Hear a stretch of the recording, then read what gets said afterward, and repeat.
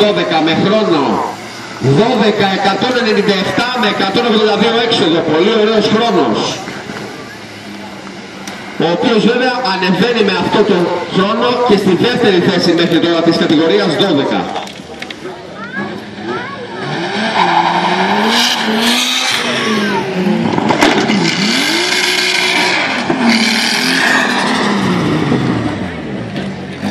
Για να δούμε στο δεξί διάδρομο έχουμε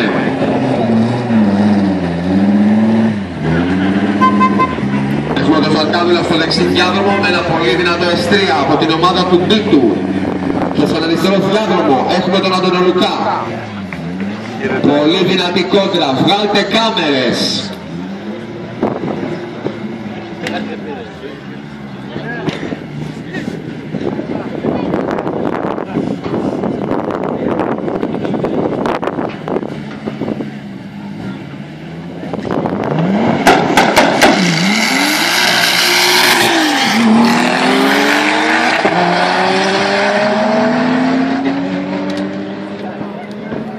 Πολύ ωραία κίνηση και από τους δύο για να δούμε χρόνο για τον αριστερό διάδρομο τον Λουκάς 11-6-21 με 2-5, ενώ για τον δεξί διάδρομο 11-6-48 με 203, πολύ μικρή διαφορά.